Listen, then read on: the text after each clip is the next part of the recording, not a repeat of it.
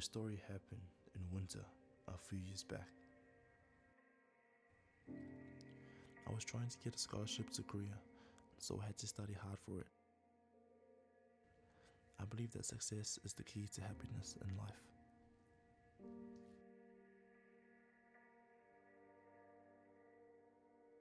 I actually have been alone as far as I remember. I have distanced myself from the rest of the world. My only friend is drawing. It's the only thing that takes my mind away from this world. Every time I feel lonely or sad, I draw. But nobody had ever looked at my drawings though, because I've never shared them with anyone. Until one day, the day when my life changed forever. I was sitting by the lake one afternoon, studying my Korean. My horrible Korean accent probably caught her attention, but however, she taught me how to pronounce it right. I was quite embarrassed, but also very surprised, because I had never seen her around, and she was wearing a short skirt in the middle of winter. I mean, wasn't she cold? Anyway, well, I didn't catch her name though.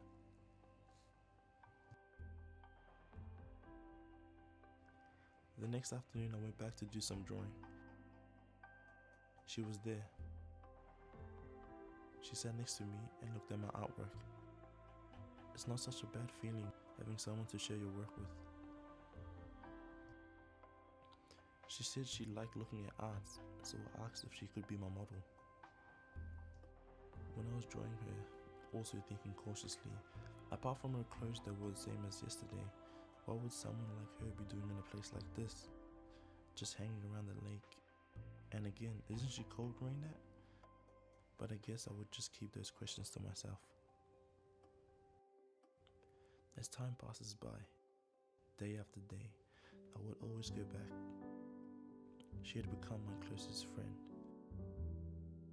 She said her name was Jess.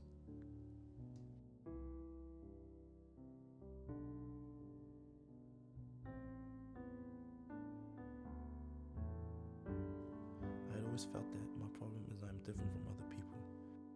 But with Jess, she's a lot like me. She's like my best friend.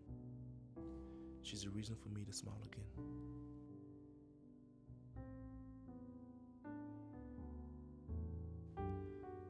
That afternoon we sat down on the grass. It was a bit cold and I tried to keep myself warm until she gently reached for my hand.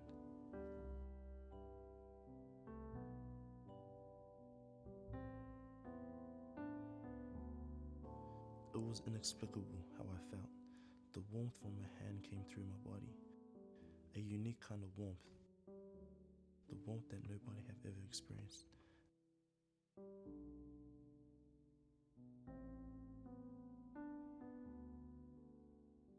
It was really strange, just like she's not from this world.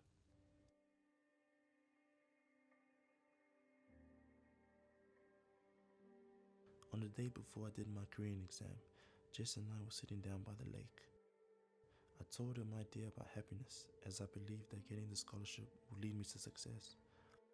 But just like she could read deep down in my mind, she knows that I have a passion for drawings. She just only said that to do what you love, and that is when you become happy. I was a bit nervous as I walked to the exam.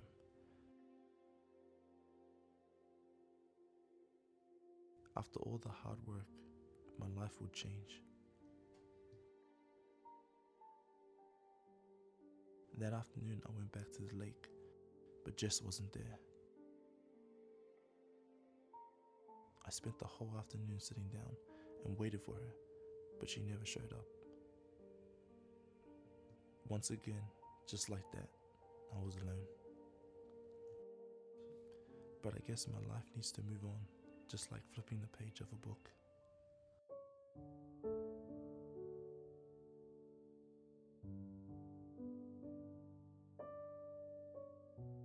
One year has passed since that day, and I'm still doing what I love, and I'm still all alone. I used to wonder what I would be doing right now if I was in Korea, but I would never find the answer, because I've never done the test at the first place. People might think I've made the wrong decision, but it was the decision I made with my heart. I did not make a choice judging by others people's success, but I've chosen the right thing to myself. I've chosen my own path. I remembered sometime last year, I found this article about the Korean angel who came to the world and helped people. It reminded me of Jess. I've always thought, if I'm being honest to myself, if I've ever given up on finding happiness,